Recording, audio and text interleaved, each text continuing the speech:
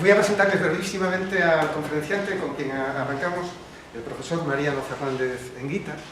Supongo que si están aquí, en gran parte es porque ya, no sé si le conocen, o por lo menos si conocen la obra. O conocerán al menos la obra y demás. A ver, solo brevísimamente, ¿no? que es lo que me toca. El profesor Mariano Fernández Enguita, yo lo primero es agradecerle el que se haya desplazado a las islas. Fíjense que él vive en Madrid y ha hecho un viaje que llegó esta mañana a las 2 de la tarde y ya se va mañana a las 10 de la mañana, es decir, menos de 24 horas. Y bueno, agradecerle enormemente el esfuerzo y el tiempo dedicado a estar aquí. Él es catedrático de Sociología en la Universidad Complutense de Madrid. Yo pensé que era catedrático de Sociología de la Educación, pero viendo el currículum de él, no, es de Sociología. Y entonces, claro, viendo el currículum, a mí me sorprendió que es muy polifacético. Es decir, ha tocado distintas cosas. De hecho, la formación inicial de licenciatura creo que es en Económicas. Sí, la verdad es que Económicas me aburrí, lo dejé en quinto. Por eso digo... Iniciales políticas. Y siendo y viniendo, fíjense, del mundo, luego algo de ciencias políticas, estancias, Estados Unidos, Stanford, cositas de esas, y aterriza, por lo menos los últimos años, en el ámbito de la llamada sociología de la educación, pero es que yo creo que eso es casi un corsé que no refleja lo que está haciendo. Últimamente se está metiendo en los territorios casi de la didáctica, ¿no? O de la organización escolar. De hecho, fíjense el título de la charla de hoy, ¿no? La hiperaula, y leyéndose el último libro, el de Más escuela, menos aula, realmente yo lo calificaría, entre comillas, ¿no? Todo esto en el ámbito de la organización escolar. Lo que ocurre es que eso es quizás la manifestación de que estamos en esos tiempos más líquidos, más intercambiables, donde no hay territorios y fronteras, ni siquiera en el campo del conocimiento. En definitiva, me callo la boca y él les habla, que seguro que lo va a hacer mucho mejor que yo. Vale, gracias. Venga. Gracias por venir. Me dicen que hace muy mal tiempo, yo tengo otra idea peor. Gracias por venir con tan mal tiempo. Creo que incluso que hay un avión que no ha podido aterrizar, mejor porque no habrían cabido. Gracias a los organizadores, a Manuel y a su equipo, a la fundación, etc. Y voy a entrar directamente en materia. Espero que todos vean bien. Creo que se ve, porque además la imagen es buena, pero yo había visto esa pantalla y digo, estupendo, te la voy a mostrar, porque voy a utilizar muchas imágenes, pero son más pequeñitas, pero creo que se verán bien, ¿no? Es verdad que puede sonar raro ver a un sociólogo hablando del aula. Bueno, los sociólogos hablamos de las clases sociales, del sistema educativo, cuántos obreros entran, cuántos titulados salen, cuántas mujeres, cuántos hombres. Eso tiene que ver con un concepto que a nosotros se nos ha reprochado muchas veces, que es el de ver la escuela como una caja negra. Ese reproche quería decir esencialmente que no mirábamos lo que pasaba dentro, sino que mirábamos qué entraba y qué salía. De hecho, el concepto de caja negra se utiliza en teoría de sistemas, electricidad y tal. De repente uno ve un diagrama y en medio hay una caja negra, hay como un cable que entra y otro que sale, o algo que entra y algo que sale, y no nos preocupamos de lo que sucede dentro. Bueno, hay una cierta verdad en eso, limitada, porque yo creo que ha habido siempre otro tipo de estudios, no en economía, porque ahí sí son más de caja negra. De hecho, ellos sí utilizan incluso mucho el concepto de caja negra para hablar de la tecnología. El economista no mira lo que hace la tecnología, mira simplemente cómo interviene esta como factor. Tanto dinero en capital, tanto dinero en salarios, tanto dinero en tal o en cual, y con esto sale el negocio bien o mal, ¿no? Pero yo creo que hay otra sociología, hay otra antropología.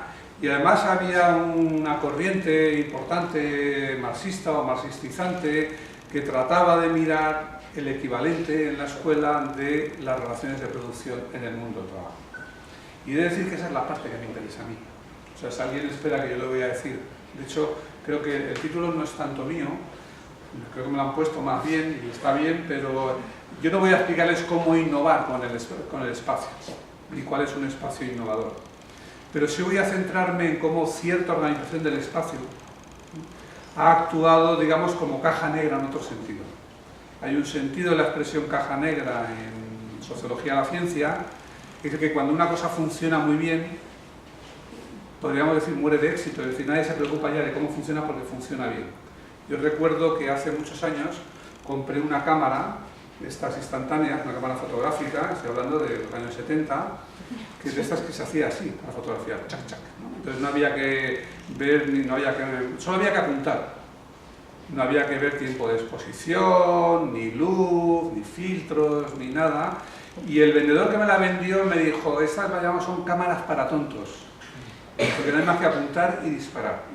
Y era negra además, era rectangular, era como las películas de espías, chac, chac. Y bueno, ahora ya no hay cámaras, ya lo saben ustedes, ya solo hay teléfonos móviles. Pero esa es la explicación de la caja negra. Cuando mi padre tenía coche, yo recuerdo que yo oía las conversaciones de los adultos, siempre eran, pues entré a 80 y salí del puerto a 60 y tuve que pararme y cambiar el agua y la correa del ventilador y la tapa del delco. Todo el mundo sabía un poquito de mecánica, hoy nadie sabe nada. A veces ni los mecánicos, porque también el motor, visto desde fuera, es una caja negra, le enchufan a un terminal que no está aquí, está en la casa matriz, les dice que hay que cambiar y lo cambian, ¿no? Eso es una caja negra. O sea, una caja negra es también una tecnología que, porque ha sido eficaz para algo, que no tiene que ser aquello para lo cual estaba previsto. Puede ser para fines no confesados, o para lo que los sociólogos llamamos funciones latentes, lo que realmente hace algo, en contraposición a las funciones manifiestas, lo que dice que hace. Y en gran medida lo que voy a explicar aquí es que el aula es una caja negra.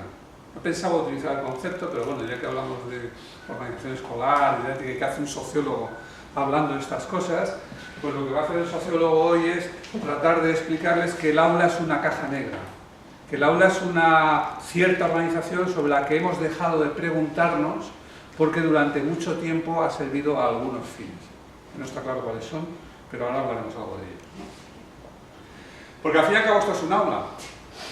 Es decir, que este señor que va a hablar mal de las aulas viene aquí y nos suelta un rollo en un aula. Pues sí, ¿no? A mí me gustan las conferencias. No solo me gusta darlas, porque vengo a Canarias y voy a cenar luego y tal. También me gusta oírlas, de vez en cuando. De vez en cuando. O sea, me gusta ir a una conferencia, de vez en cuando, porque voy a oír a alguien a quien a lo mejor no he leído, pero tengo mala conciencia por no haberlo hecho, o porque pienso que esa persona en esa hora que va a tener para dar una conferencia, pues va a condensar lo que mejor sabe hacer y va a valer la pena de algún modo u otro, o porque voy a decir definitivamente que bien hecho no leerlo, ¿no? Pero de vez en cuando, de vez en cuando. Esto es un aula, parece que es una organización natural, yo voy a hablar, ustedes vienen a escuchar, luego quizá tengamos un poquito de coloquio y tal y cual, pero yo voy a hablar, ustedes escuchan y entonces se alinean así para verme, para que les haga la presentación, para oírme bien. Parece la forma natural en que habla alguien que tiene algo que contar a un grupo más o menos numeroso de gente. Y parece que siempre fue así, y de hecho, se va.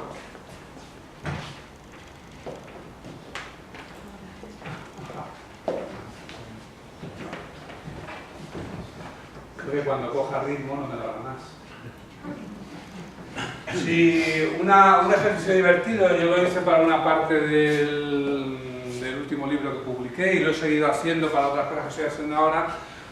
Uno puede mirar, es difícil saber cómo fue la educación, es muy difícil saber cómo fue la educación más allá de la edad moderna. Es verdad que uno puede encontrar pistas aquí y allá, pero a veces despistan mucho. De hecho, despistan mucho y pueden ser mucho más ilustrativas las imágenes. Y creo que las imágenes, no soy de la teoría de que una imagen vale más que 1000 palabras. La cucaracha, los perros, todo el mundo percibe imágenes. Las personas tenemos palabras que valen mucho más que 1000 imágenes, pero en ciertas ocasiones sí que es así. Y efectivamente uno puede mirar, por ejemplo, y ver hacia atrás y ver tantas aulas hasta donde alcanza la vista. Entonces lo que tienen ahí, por ejemplo, bueno, pues eso es un aula creemos que es un aula, creo que tiene sentido, no es un aula, no se llamaba aula entonces, un anfiteatro de la Biblioteca de Alejandría, por lo tanto no pasó del siglo II o IV. Hay una docena de ellos en las ruinas de Alejandría, se supone que allá arriba estaba la cátedra donde se sentaba el profe, por aquí los alumnos y probablemente en medio la piedra era para hacer una presentación, sin PowerPoint. Quiero decir que ahí había un aula. Esto es un aula, es una representación de un aula, la representación es posterior, pero representa a Constantino el Africano explicando creo que la medicina a sus discípulos. Esta es de Potolina, es conocida porque ya indica que no hizo falta esperar a los móviles, que ya la gente se distraía. Antes esos están charlando, estos están a lo suyo, este se ha dormido, pero bueno, básicamente es un aula. Y esto es un aula, esto algunos de ustedes la reconocerán, Pepe y otros. Esto es el aula Fray Luis de la Universidad de Salamanca, se conserva, se puede visitar, por lo cual indica que hace unos cientos de años pues ya había aulas.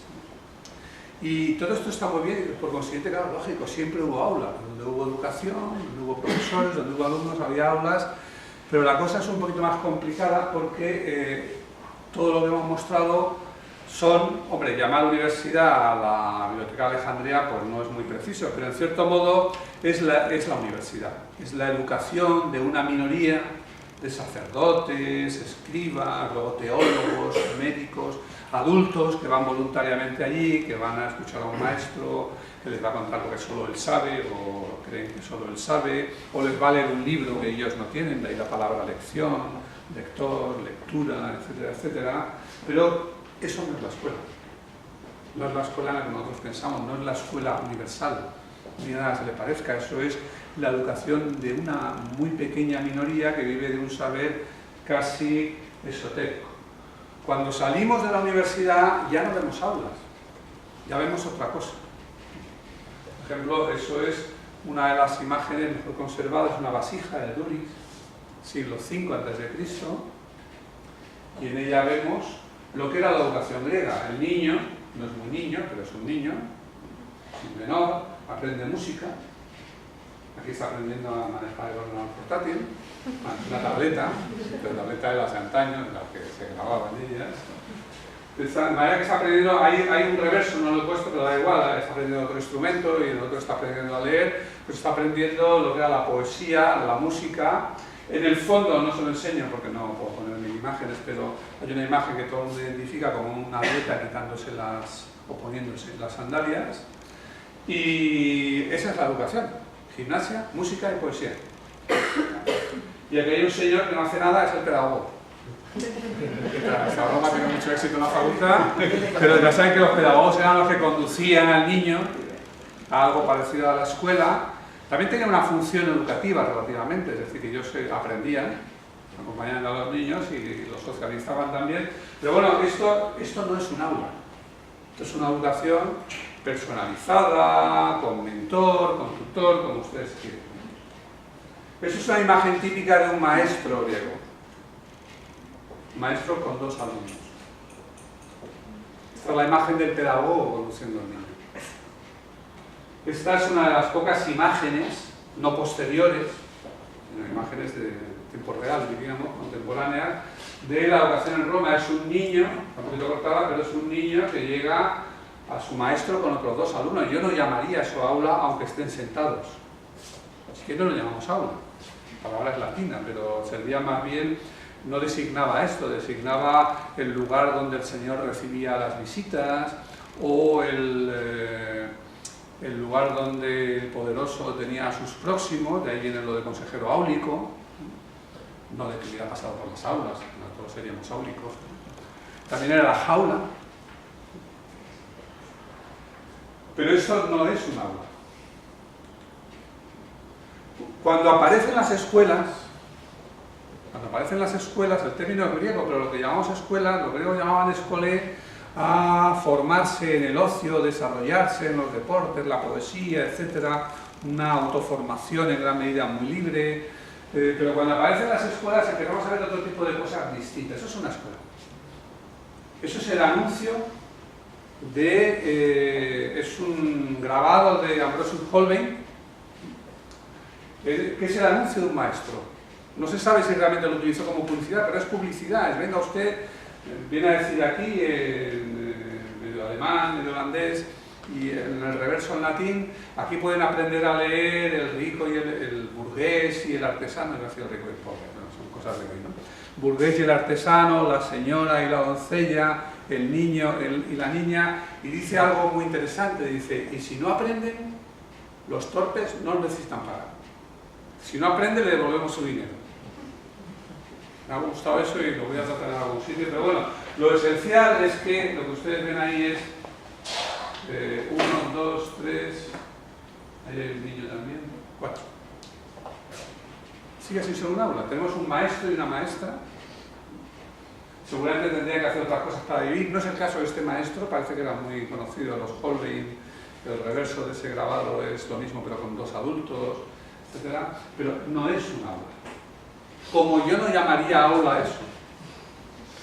Ven que los pintores holandeses estaban divididos sobre la educación, el otro habla muy bien, los Holbein, habla muy bien de ese maestro, monitor, pero esto es, ese grabado se llama El asno en la escuela, de Peter Bruegel, el viejo, y bueno, lo que ven ustedes es una amplia colección de niños degenerados, luego aquí hay unos adultos en miniatura, unos monjes, esto parece ser 2 mujeres, este no sé lo que está haciendo muy bien, bueno, tampoco se sabe lo que está haciendo el maestro, es mejor no pensarlo. Pero en general el mensaje de esto es que no vale la pena esas escuelas populares. El mensaje que se escribe abajo es: aunque el burro vaya a la escuela, no se convertirá en caballo. O aunque el burro vaya a la Universidad de París, sobre varias leyendas, pues un grabado que se repite, no se convertirá en caballo. Y esa es la desconfianza de este grabador, dibujante, ilustrador, pintor, que es Bruegel, que, ojo, era alguien que había decorado una edición del Elogio de la Locura, de Erasmo, es decir, no está bien que esté en contra de la cultura, es un humanista, pero no cree en esa escuela popular. Pero lo que me interesa no es eso, lo que me interesa es la imagen de una escuela en la que hay maestro, hay muchos alumnos y es el perfecto caos. No hace falta irse a eso, hay otras. Esa es una imagen más típica. Casi todas las imágenes de las escuelas de la Edad Media y en gran parte de la mayoría de las escuelas de todo tipo hasta el siglo XIX son así. Su maestro, siempre con una vara en la mano. Aquí no se aprecia, pero aparte de apoyarse en la silla, aquí tiene una vara, férula, una rama de luz, algo con lo que atizar siempre, no falla. Niños de todas las edades, niños y niñas de todas las edades haciendo todo tipo de cosas, aparentemente menos estudiar, ¿no? Aunque de vez en cuando pues tienen algo que parece que leen, o pues lo que explica que se les azote. Esto es de Goya. Se llama Con sangre entra, o la letra con sangre entra, no me acuerdo si se enteró. No sé muy bien porque es muy oscuro y está pequeño, pero bueno, básicamente es otro desorden con unos alumnos que cobran, otros que esperan para hacerlo, otros que se ríen, pero les toca sería. Aquí es donde llega la hora. Hay un momento en que efectivamente llega la hora. Eso es un grabado del Orbis Pictus. No sé si existe el Orbis Pictus o de la didáctica humana, pero es un grabado de cómo Comenio cree que debe ser el aula. Que ni siquiera está claro que él tuviera este tipo de aula. Vamos a hablar de Comenio, es el Santo Padre de la... Bueno, se decía de la pedagogía moderna que hoy ya es tradicional, pero que en aquel momento codifica lo que va a ser la escuela durante siglos, lo que va a tratar de ser la escuela durante siglos. Entonces, esto ya sí se parece a un aula, aunque verán que hay, eso se repite mucho, 2 grupos de alumnos, con grados avanzados y los no avanzados, los mayores y los menores, etc. Esto es una representación posterior, pero es lo que ya son desde el principio las escuelas de La Salle, las escuelas de la vida cristiana, las escuelas cristianas. Esto es una escuela de La Salle, los lasallianos. De hecho, antes que estos lo han hecho los escolapios, pero no hay grabado de los escolapios, o yo no los he encontrado.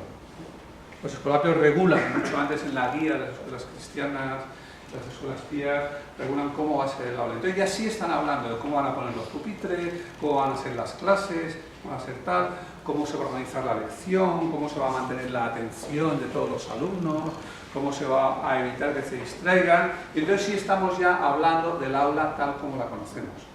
¿Dónde la encontramos? La encontramos en Comenio, en los hermanos moravos, en los escolapios, en los lasalianos, en los jesuitas, pero los jesuitas se mueven un nivel más arriba. Los jesuitas se mueven en el nivel de entrada a la universidad. Los jesuitas no tienen escuelas populares entonces.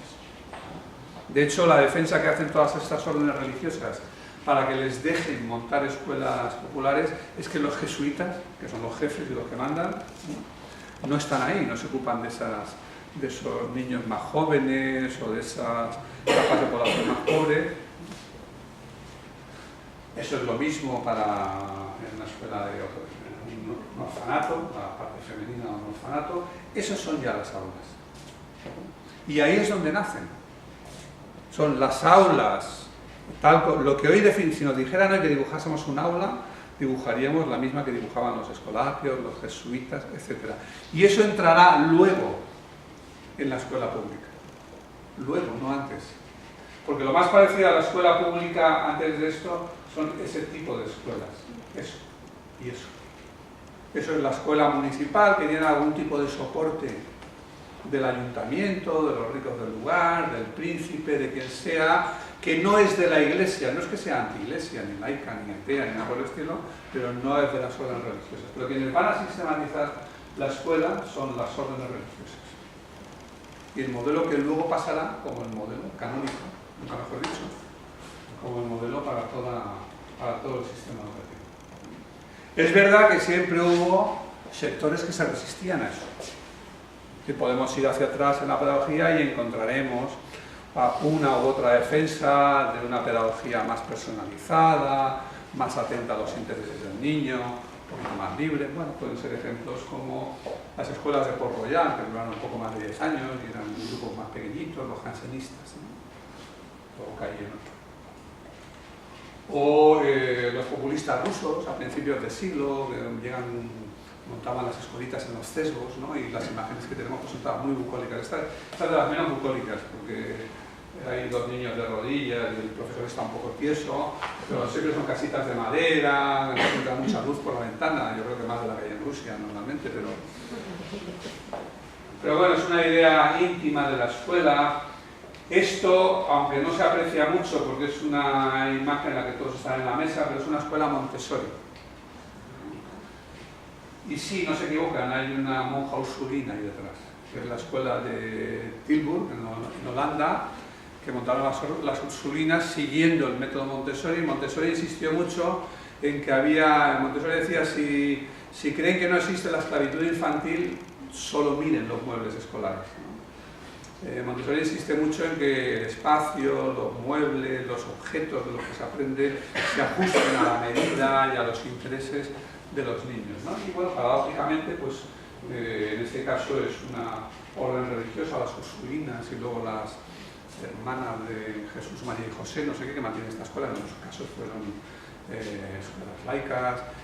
Hoy en día los Montessori son sobre todo Silicon Valley para jerarcas de la high-tech, etcétera, pero es otro caso de resistencia, ¿no? O los llamados open spaces, la fotografía es mala, dolorosa, pero ustedes ven aquí más o menos el equivalente de un grupo, pero fíjense que aquí detrás hay otro y aquí hay otro. Hay un periodo en los 60-70 en los que alcanzan bastante extensión, aquí no, en España, porque era una época oscura, pero en Inglaterra, en los países nórdicos y en los Estados Unidos, las llamadas open plan, open spaces, open classroom, la idea es tirar las paredes y dejar que los niños se muevan más libremente y tal. Y generalmente esto chocó, se suele decir que chocó con el problema del ruido, que es verdad, es un problema, más bien chocó con la resistencia del profesorado. El profesorado tendía, también es verdad que las condiciones técnicas, tecnológicas, eran otras, ¿no? Es decir, no era tan sencillo montar esto, entonces se sabía menos. Pero aquí viene la caja negra, es decir, la caja negra ha sido capaz de reabsorber todo eso. Piensen ustedes que con todas las tecnologías se ha prometido que iban a terminar con la escuela. Edison se declaró convencido de que el cine iba a terminar con la escuela. Claro, veía esas películas, era productor de películas además, ¿no? Tenía el monopolio, por eso tuvieron que huir a Hollywood para escapar de sus patentes. Pero es 100 veces más divertido que te enseñen una foto en blanco y negro, un mal dibujo en una escuela. El cine sustituirá a la escuela. Después se prometió con la radio, después se prometió con la televisión, con el vídeo, con los ordenadores, todas las tecnologías de la comunicación han prometido, o alguien ha prometido, con ellas sustituir a la escuela. Y bueno, hay un aspecto, hay un motivo obvio por el que no la han sustituido, que es que no saben cuidar a los niños, ninguna de esas tecnologías. Pero el otro motivo es que los profesores no las querían. El otro motivo es que han entrado en el aula solo en la medida en que se han ajustado a el modelo de un profesor, un aula, un grupo y una hora de clase. Sí, el vídeo y la televisión han estado ahí mucho tiempo. ¿Cuándo entraron? Cuando realmente pudieron entrar en cassette. Porque el profesor puede decidir entonces si mete 20 minutos de una cassette, o una hora, o 10 minutos, lo controla enteramente. La informática ha llevado mucho tiempo por ahí. ¿Cuándo entró? Cuando entró como pizarra digital. Interactiva, señoría, pero interactiva más bien poco, ¿no? Porque la caja negra ha sido capaz de resistir y de absorber cualquier tipo de tecnología. ¿Qué hay que ver en esta imagen? Pues nada, la candidez de un instituto que nos muestra sus aulas. Lo que vemos es que son todas iguales. Aula de dibujo, aula de imagen, de informática, de plástica, otro ciclo, música, más música, el mismo aula, sea lo que sea. Me imagino que de vez en cuando moverán las sillas, no nos engañemos, pero la imagen del aula ideal de música es la misma que la de no música. La única que es distinta es el apoyo. Es donde ahí sí, como eres diverso, te trataremos distinto. Pero todos los demás, al aula particular, a lo que los ingleses han llamado muy bien el aula huevera, o el aula cartón de huevos, o simplemente la classroom, porque el término aula es engañoso, suena bien, suena tremendo latín, claro. Pero el término classroom es clarísimo, la sala de la clase. Y ojo, la clase no se refiere a la lección, la clase se refiere a una clase de niños y no otra. Se refiere a niños y no niñas, o niñas y no niños, o niños y niñas pero de una edad, o de un nivel, o lo que sea. Definimos unas clases, o sea, unas categorías y los separamos. Entonces, esta clase va ahí. Y luego, por metonimia, llamamos también clase al grupo, o llamamos clase a la lección, a la exposición que hacemos. Voy a dar clase, o estoy en clase, o salgo de excursión con mi clase. Pero lo que da nombre a eso es la categoría. O sea, originalmente clase significa categoría. Y classroom, o la sala de clase, o la sala de aula en portugués, significa todo eso, la sala de esa categoría, la habitación donde metemos a esa categoría. Eso es lo que expresa esto.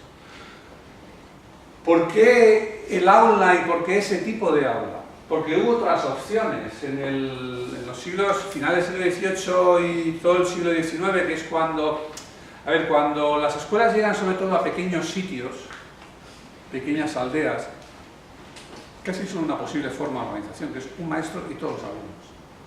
Y cuando crecen en número, pues un maestro, la maestra y todos los alumnos y alumnas. Cuando llegamos a la ciudad, y ahí se escolariza, en la ciudad hace mucho tiempo que se escolarizaba, que iban a las escuelas latinas, los gimnasia, las grammar schools, etcétera, los hijos de los ricos, digamos. Los hijos de los comerciantes, artesanos acomodados y por supuesto la aristocracia, pero estos iban a la universidad o a la antesala de la universidad, que eran esas grammar, gimnasios, liceos, etcétera, los colegios privados aquí, luego los institutos,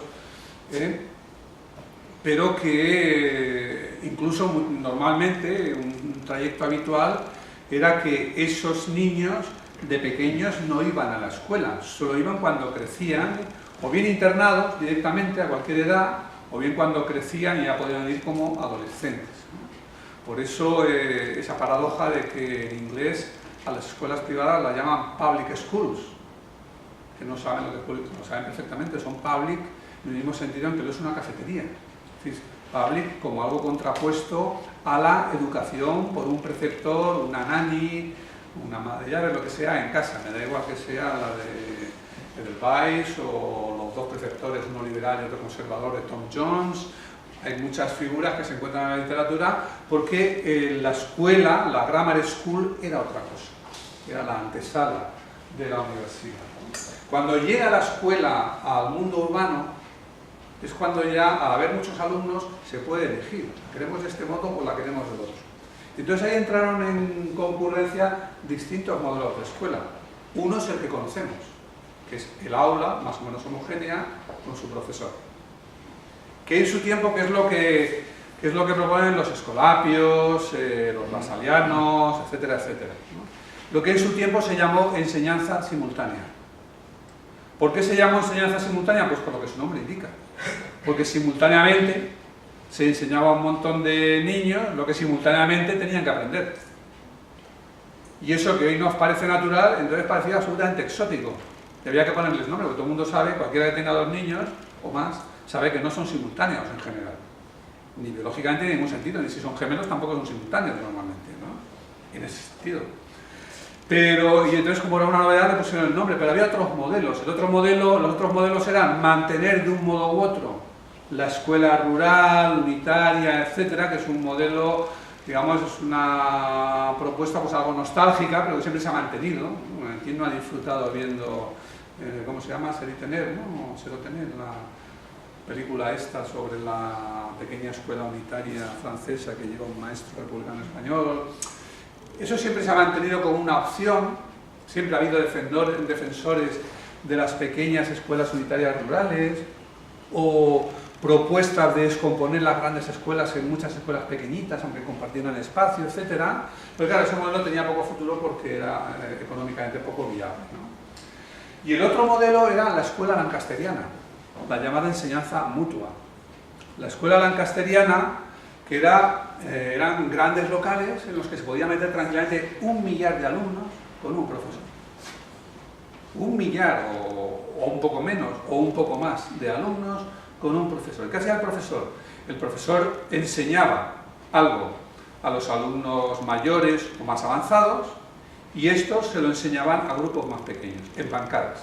Por eso esas imágenes de la escuela castellana, no traigo ninguna, pero típicamente son grandes salas y muchos bancos, y se ve a los alumnos en los bancos y los mayores pues enseñándoles algo, ¿no? Y se suele decir que esa era la escuela fábrica y que nos libramos de la escuela fábrica, pero no es exactamente así. Era fábrica, era escuela fábrica, factory school, la llamaron a veces, en el sentido de que tenía una regulación muy estricta sobre qué había que enseñar, a qué ritmo, cuándo, qué plan seguir, etc. Porque en el fondo tampoco dejaba al profesor la iniciativa de decidir enseñar, ¿no? Pero era fábrica, escuela fábrica en otro sentido, en el sentido de que era una enseñanza entre iguales, por eso se llamaba mutua. ¿Por qué se llamaba mutua esa escuela? Porque unos alumnos enseñan a otros. Normalmente de la misma clase social, del mismo medio, del mismo barrio. Es como dejar la enseñanza entre los pares, o casi pares. Es una suerte de enseñanza entre iguales, aunque no iguales del todo, porque unos son más avanzados o mayores. Pero claro, al ser entre iguales, al ser mutua, tampoco hay esa disciplina fuerte sobre el alumno. De hecho, la defensa que se hace cuando los municipios, si alguna vez miran ustedes, buscan manuales de pedagogía del siglo XIX, escritos en español, o cualquier lengua, encontrarán muchas veces que son manuales de pedagogía para escuela mutua y simultánea. Existían los dos tipos de escuelas a la vez y competían a ver qué método era mejor, y en general parece que mostraba ser más rápido en términos de alfabetización el de la escuela mutua. Pero es que el asunto no era ese, el asunto no era alfabetizar.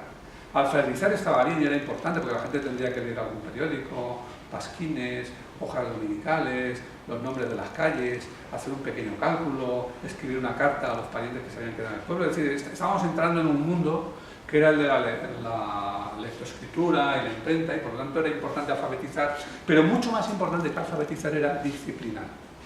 Disciplinar. Y aunque la fotografía de la escuela mutua se pueda parecer más a una fábrica con sus grandes telares, lo que se parece realmente a la disciplina de una fábrica es lo que dicen las escuelas cristianas, la guía de las escuelas cristianas, o la Ratio Docendi, o todos los manuales de estas órdenes religiosas, que todos explican cómo el profesor mantendrá el control absoluto del aula, cómo mantendrá su atención permanente, cómo hará que vayan señalando en todo momento con el dedo lo que se está leyendo, aunque solo lo lea en voz alta uno, y el profesor podrá ver por el dedo si el alumno lo sigue o no lo sigue.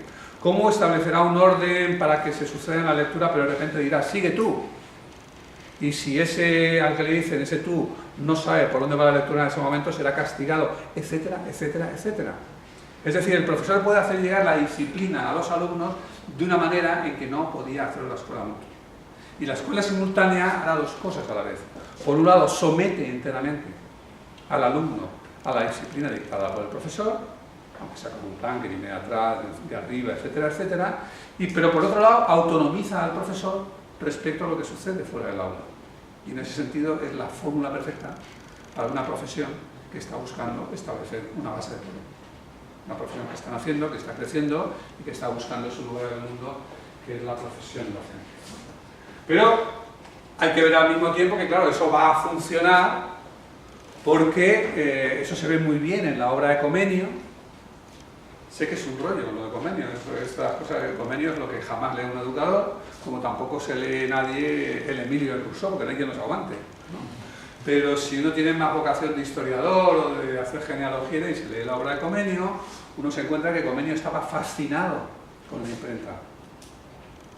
Tenía sus motivos, él vendió los primeros libros, bueno, no sé lo que sacó de ellos, ¿no?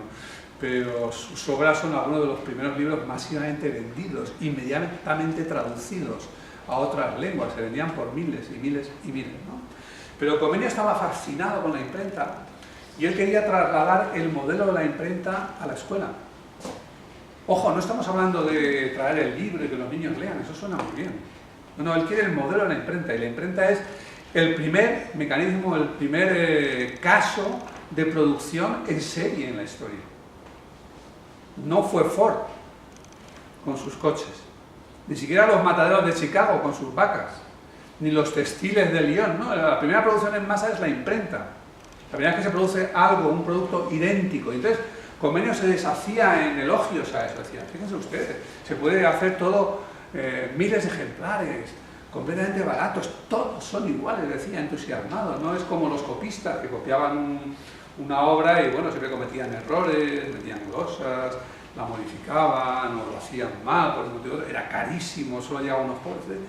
Y entonces se deshace en metáforas, no me acuerdo, pero dice, bueno, por supuesto el alumno es el papel, la tabula rasa, la hoja en blanco, el profesor es la pluma, la voz del profesor es la tinta, no me acuerdo, pero era todo así. Él quería llevar el modelo de la imprenta a la escuela.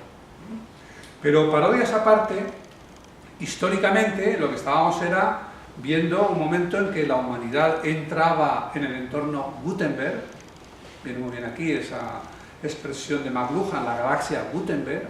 La galaxia Gutenberg no es simplemente una galaxia en la que leemos a Shakespeare, no es eso, ni la Biblia. Es simplemente un nuevo medio en el que, donde estaba la oralidad, el espacio que solo ocupaba la oralidad lo va a ocupar en parte el lenguaje escrito e impreso. ¿Por qué? Pues lo he mencionado antes, porque cuando pasas de ser campesino a ser obrero, pues no basta con lo que te viste hacer a tu padre o tu madre y aprendiste con ellos, sino que alguna vez te van a pasar, aunque sean pequeñas y breves, unas instrucciones. O vas a tener que tomar unas medidas. O vas a tener que contar una cantidad de algo, de pesar, medir, lo que sea, ¿no? Cuando estás en una ciudad grande ya no te vale con que no sé qué está al lado del molino o al lado de la casa no sé quién, hay que aprender los nombres de algunas calles, los números, leer los nombres en los buzones, etc. Cuando entramos en un Estado nacional hay que aprender la lengua vernácula. Entonces todo esto implica que la lectoescritura y la imprenta van penetrando todas las esferas de la vida social. Y por eso todo el mundo va a tener que aprender a leer y a escribir. Entonces tenemos un nuevo ecosistema comunicacional en la sociedad y lo que va a hacer Comenio es formular el andamiaje de un nuevo ecosistema escolar acorde con eso. Por eso escribe libros de texto, por eso diseña el aula, por eso quiere normalizar a los profesores, por eso discute si los libros de la educación deben llevar más texto o más imágenes o menos, entra en toda esa discusión. Es consciente, y de ahí su papel, de que un ecosistema social, un cambio en el ecosistema social, requiere un cambio en el ecosistema escolar. El aula va a resistir también y se va a imponer porque es un modelo acorde con lo que pasa en otros ámbitos sociales. en la discusión sobre Internet y las transformaciones que ha traído, siempre se dice, han entrado en crisis los modelos broadcast, los modelos en los cuales uno habla mucho. El político que hablaba a sus electores, el diario que tenía millones de lectores, la televisión con pocos canales que todo el mundo veía, etcétera. Todo esto entra en crisis y va siendo sustituido por un sistema que primero se dijo optimistamente que todos hablan con todos, y bueno, ya sabemos que no todos hablan con todos, pero que muchos grupos, cualquiera, puede hablar a un grupo más o menos amplio. Es decir, ese sistema vertical del broadcast, de la emisión, ha sido sustituido por, como quieran ustedes llamarlo, muchos con muchos, multicast, etc. Pero lo que quiero señalar es que antes de que existiera la palabra broadcast, que nace con la radio y la televisión, como es lógico, existía la palabra lección. Sí, el centro del broadcast era justamente pues, la iglesia, que se dirigía a todos con la Biblia, o la escuela, que se dirigía a todos con la lección, es decir, el aula con su lección, su clase, su profesor dando la conferencia a los alumnos, encajaba perfectamente, de hecho era la precursora de todo ese entramado de broadcast de los futuros medios de comunicación. Y por último, señalado, pero quiero enfatizarlo, la profesión. Este es el aula que es propiedad del profesor, es el modelo ideal de la profesionalización. Una profesión siempre está en pugna con dos grupos, con los que tiene debajo y con los que tiene encima. Los que tiene debajo son los que reciben el servicio, y entonces aquí lo ideal es que nos los traigan, nos los pongan en la silla y no se puedan ir. Eso lo hemos conseguido con la obligatoriedad escolar, que sí, es un derecho y eso tiene su lado bueno, pero también es una obligación y tiene su lado malo, aunque solo sea que no hay feedback. No se pueden ir para que nos espabilemos y digamos qué habremos hecho para que se hayan ido. No se pueden ir, están ahí, podemos seguir, ¿no? Pero toda profesión pugna también con lo que tiene arriba, con sus empleadores, con los reguladores, con el Estado, me da igual que sean los curas con el Vaticano, los militares con el Alto Estado Mayor, los abogados con la ley, los jueces con el ministerio. Una profesión siempre está en pugna con algo que tiene encima y un profesor también, ¿no? Entonces la mejor manera de resolver esa pugna es mi aula es mía. Cuanto menos transparente, cuanto más cerrada, cuanto más santuario, mejor.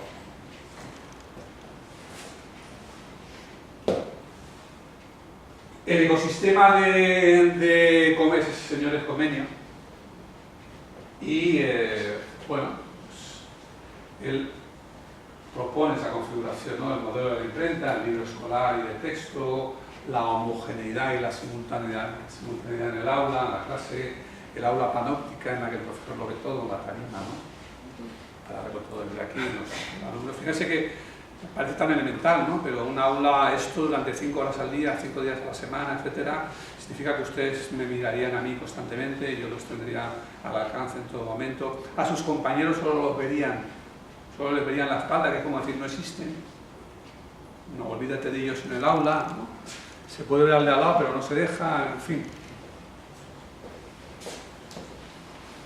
Este hombre no tiene nada que ver con la educación, pero tenía unas frases paradigmáticas a veces.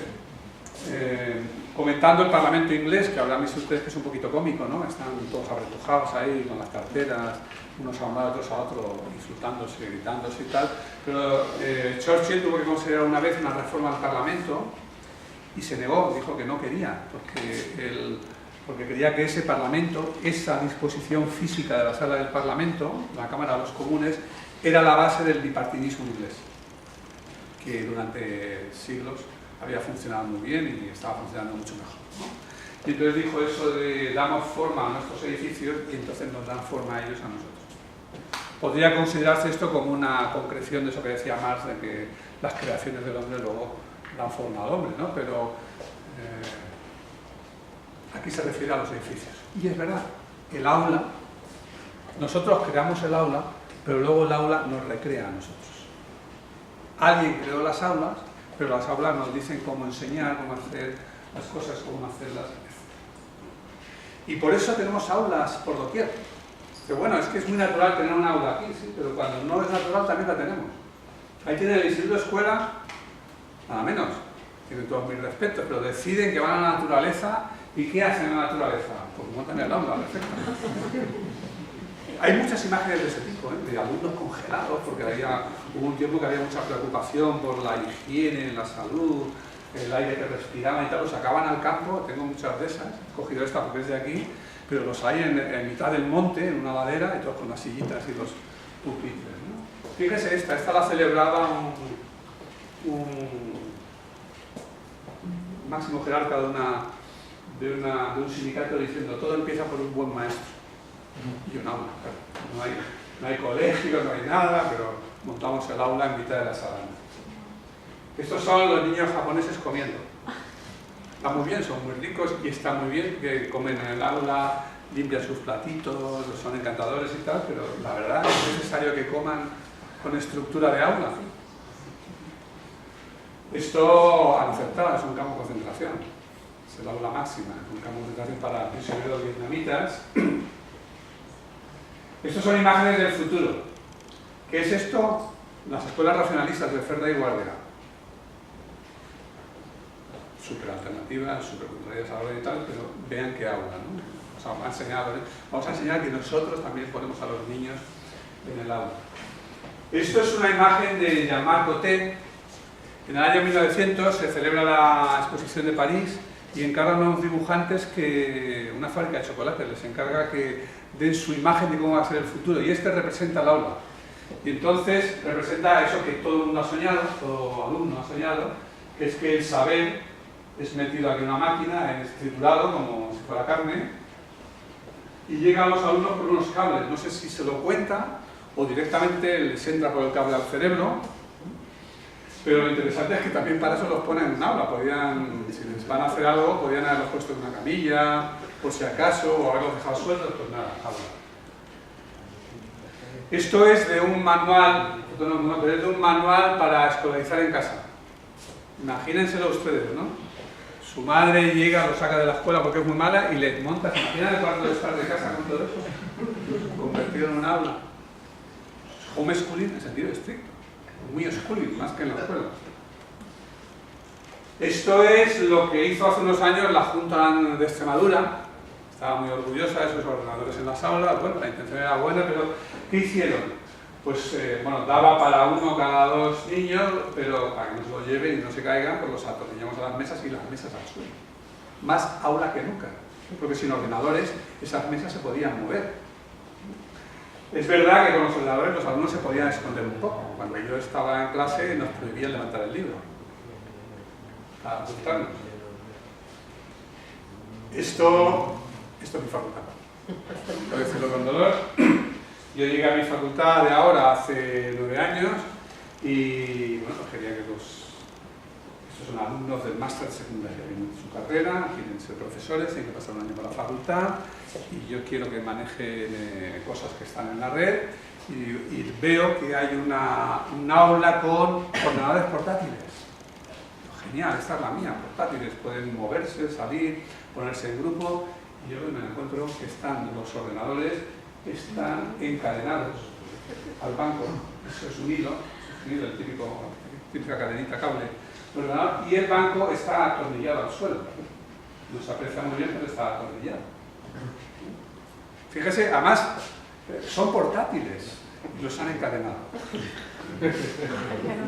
Y las mesas fueron móviles, me consta por los viejos del lugar, los más viejos todavía del lugar, que sé que algunas aulas que tenían muebles móviles, como su nombre indica, se encontraron de un curso para otro que habían sido atornillados. Bueno, pues es una expresión de cómo el modelo de aula puede dominar eso. Pero yo creo que hoy, afortunadamente, tenemos otras posibilidades. ¿Por qué las tenemos? Bueno, en gran medida por la tecnología. En gran medida por la tecnología. Si alguien esperaba que yo le fuera a decir hoy cómo utilizar el espacio para no innovar, no voy a hacerlo. Porque eso tienen que hacerlo los profesores de primaria en primaria, los de secundaria en secundaria, los de ciencias sociales en ciencias sociales. Yo no tengo fórmulas para nada de eso, no tengo algunas para mi asignatura, pero lo que quiero subrayar es cómo nos condiciona, cómo firmo con las dos manos la frase de Churchill, cómo la organización que damos al espacio nos condiciona. Y hoy es posible otro tipo de organización. Pensemos un momento en de qué aprendemos, de qué aprende un escolar. No solo aprende su profe, Una cosa que aprende de los objetos, sin más. Por ejemplo, de un libro. O de una rana, lo que sea. Bueno, una característica hoy de los objetos digitales o de los dispositivos digitales es que son tremendamente interactivos. Un libro no es interactivo, un libro lo puedes leer. Si interactúas con él, más bien lo vas a estropear y ya no vale para otro, ¿no? Pero un ordenador, una tableta, etcétera, es tremendamente interactivo, y eso los construccionistas, los constructivistas y mucha gente lo ha sabido hace mucho tiempo. Hasta Skinner, que es el demonio de la psicología conductista, un día fue a clase de su hija, al cole, se dio cuenta de la eternidad que podía pasar entre que su hija hacía un ejercicio y el profesor le decía algo sobre si lo había hecho bien, mal, etcétera, que podía ser de largos minutos, horas o días y semanas, según qué clase de ejercicio y tarea, e inventó las llamadas máquinas de enseñar. Que le dan la respuesta, dicen correcto, incorrecto, pasa a la lección siguiente o vuelva a la anterior, o lo que sea, ¿no? No prosperaron mucho, pero en fin, la enseñanza programada tuvo su punto, su tiempo y su vigencia. Pero hoy los objetos que nos llegan a las aulas son completamente interactivos, pueden serlo y mucho, ¿no? Como siguiente dan otras posibilidades. Los expertos, uno aprende de un experto. Es lo que Scott llama la enseñanza de fuego de campamento. El sabio nos cuenta los cuentos y aprendemos de ellos, ¿no? Bueno, el profe es el experto. La diferencia es que hoy, además, con la tecnología, la red, etcétera, podemos tener junto al profe otros muchos expertos. No hay límites, excepto que se cansen los expertos de conferenciar con los niños, pero en principio no hay límites sobre cuánto podemos preguntar, cuánta colaboración podemos requerir y con qué facilidad podemos hacerla llegar al aula. Los pares. Sabemos positivamente que un niño aprende muchas veces mejor de otro niño que de un profesor. ¿Por qué? Porque no tiene los mismos complejos frente a él, no tiene el mismo miedo y sobre todo porque el otro niño acaba de pasar por el mismo aprendizaje y no se olvida de los problemas como a veces se olvida el profesor, ¿no? Pero los pares fueron prohibidos en la escuela. No copies, no mires, ten cuidado con las malas amistades, etcétera, etcétera. Y hoy lo recuperamos. En parte lo recuperamos por esa experiencia de los mentores, los equipos de trabajo y tal y cual, pero en parte lo recuperamos porque están omnipresentes en la red. Están omnipresentes en toda clase de plataformas, grupos, etcétera, de aficionados a lo que sea, al manga, a los deportes de no sé qué, al fútbol, al cine y tal, y los chavales están constantemente en esas relaciones de pares. Y además porque podemos sacar esas relaciones gracias a la tecnología. Por ejemplo, yo tengo un grupo de trabajo en mi aula, no hay problema, sé que no hay problema en que sigan trabajando fuera, porque no hay problema ni de espacio, ni de tiempo, ni de coste, ni de nada, pero la tecnología lo permite, ¿no? Los medios son más ubicuos, nos permiten llegar a todas partes. La digitalización permite utilizar toda clase de recursos de comunicación sobre el mismo soporte. La comunidad, es decir, lo que rodea al centro, los padres, madres, las instituciones, las empresas, las personas con oficios, lo que sea, están mucho más accesibles, ¿no? Y al final quedamos nosotros mismos, que es quizás la única parte que hoy sufre más. Es decir, la dificultad de pararse un tiempo a reflexionar. Pero todo lo demás, digamos, el nuevo medio nos lo ha puesto más fácil. Y no tome esto como un insulto, es una paráfrasis de la campaña de Clinton, del que ganó. ¿Es la economía estúpida? Bueno, pues es la habla estúpida, ¿no? Nos hemos preguntado mucho, por lo menos desde Illich, con más intensidad, si esto era el fin de la escuela, el fin de la educación. Yo sé que hay profesores que sufren pensando en que nos va a sustituir un robot o nos va a sustituir un vídeo de un profesor famoso. Nada de eso va a pasar, por lo menos no en el nivel escolar, porque queremos sitios seguros, donde los menores estén con sus amigos, compañeros, educadores, etcétera, estén bien, ¿no? Eso va a estar ahí. Pero es que el problema no es la escuela, el problema es el aula. El problema no es la escuela va a seguir ahí. No se nos ocurre, quizá llegue un día en que cada niño vaya acompañado de un par de robots indistinguibles de los seres humanos que lo llevan por el mundo. Quizá llegue un día en que cada alumno, cada pequeño Emilio, tenga su gran Jean-Jacques, por supuesto, al lado, su Ayo Jean-Jacques, que lo llevará por los parques, los montes y las instituciones y le enseñará de todo y será indistinguible de un ser humano, pero eso no está a la vista. Como no está a la vista, va a seguir habiendo escuelas y todos los motivos para que las haya, pero no las aulas, que eso es una cuestión. Entonces, eso es lo que creo que está sucediendo en lo que he llamado hiperaulas. Hiperaula no es más que un nombre para una cosa que se está repitiendo y que conocerán por diversas vías, ¿no? Esta mañana estuve visitando un centro que se acerca a eso, que es el Don Bosco, ¿no? ¿Es el nombre correcto? Sí. Que tiene estas superaulas, las llaman ahí, que son normalmente pues, la acumulación de lo que en un centro público en general se llaman 2 líneas, ¿no? El centro tiene 2 grupos en cada curso, los junta y al juntarlos pues reorganiza el espacio es más amplio, los muebles son más móviles, con perdón, se pueden mover con facilidad de un sitio para otro, por lo tanto se puede pasar fácilmente del gran grupo a un grupo más pequeño, a equipos de trabajo o a estar solos, y esto se apoya en tecnología, etc. Pero esto lo habrán visto también, por ejemplo, en la innovación, el modelo que sí fue muy publicitado de los jesuitas de Cataluña, ¿no? En los proyectos Horizon 2020. Es el mismo, es lo mismo, más o menos, ya con más dinero y con más mercadotecnia, pero es lo mismo, la reunión de 2 grupos.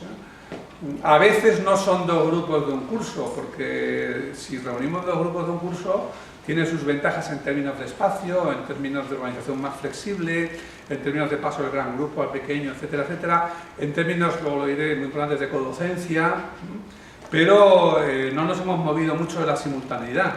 Tenemos todavía la clase, en el peor sentido, es decir, tenemos los alumnos de un mismo año, que queremos que hagan lo mismo, el mismo recorrido, etcétera. Hay otra posibilidad, hay otras cosas que se han hecho, por ejemplo, incluso en la legislación española, bueno, no tanto desde la 11, pero la unidad básicamente es el ciclo, no el curso. Tenemos la cabeza hecha a los cursos, pero nada impide a un colegio juntar a los 2 cursos de un mismo ciclo de un modo u otro, y eso da más flexibilidad, ¿no?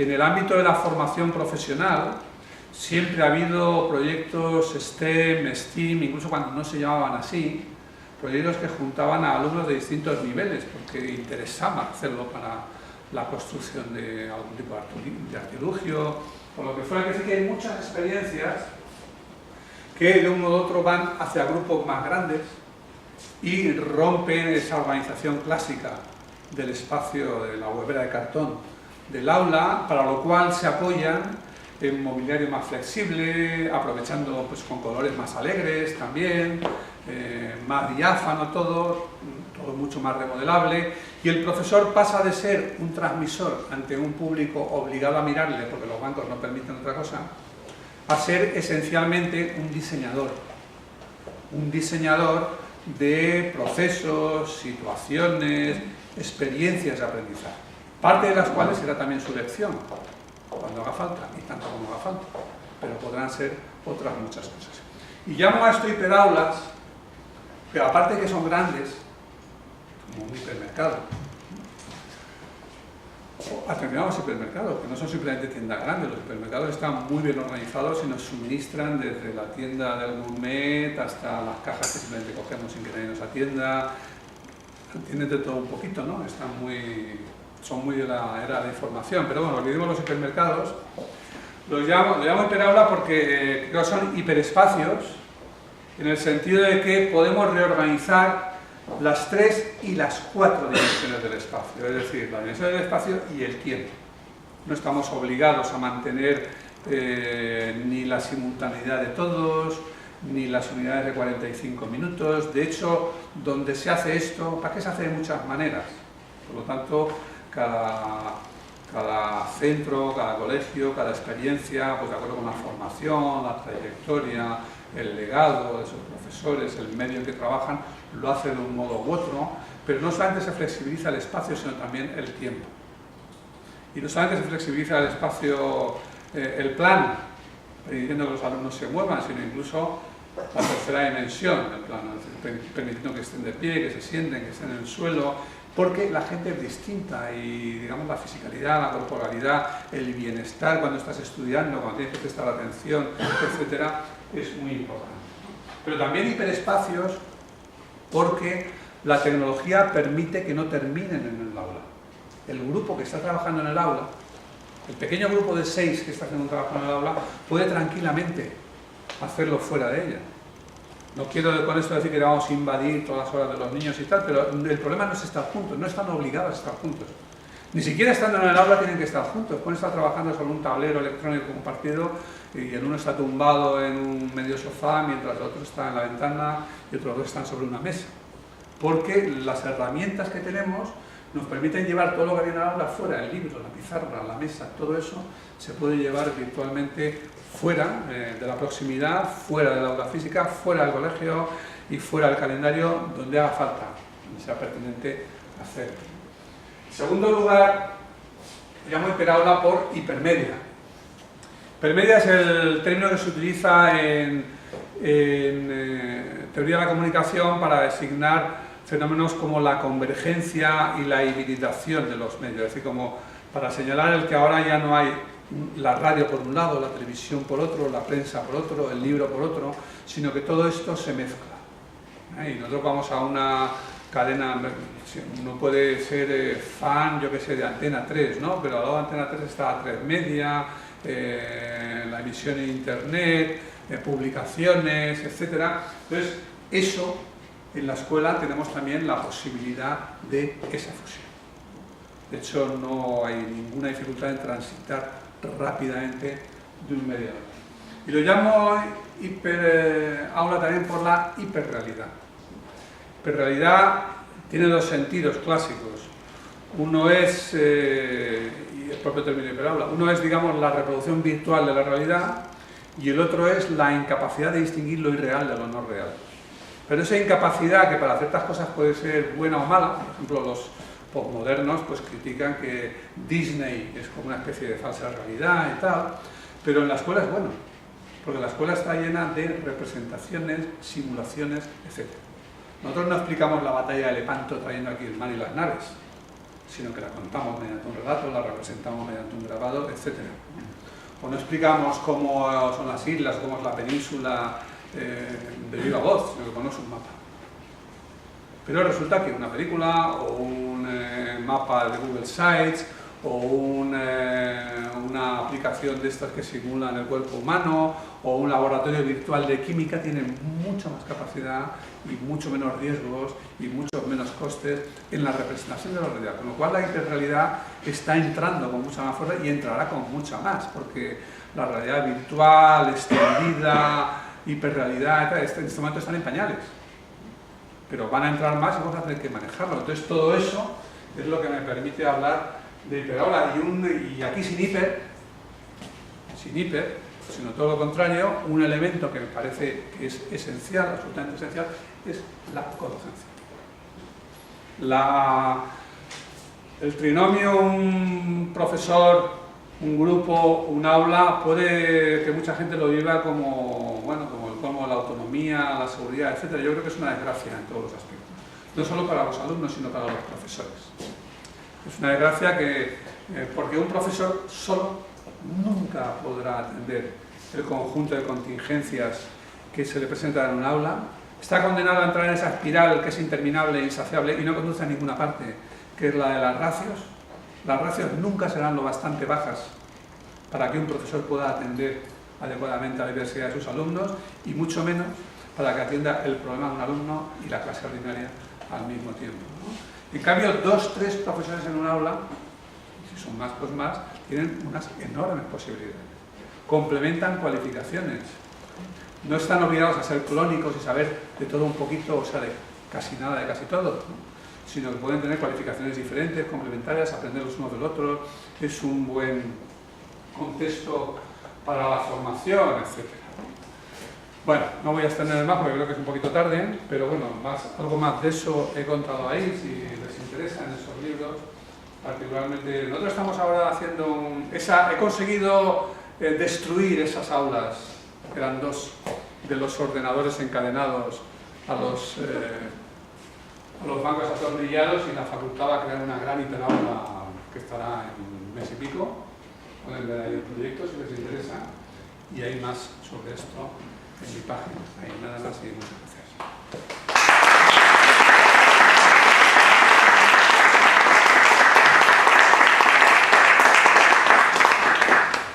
supongo que habrá posibilidad de conocer, ¿no? Si alguien quiere arrancar o comentar algo. Bueno, animo.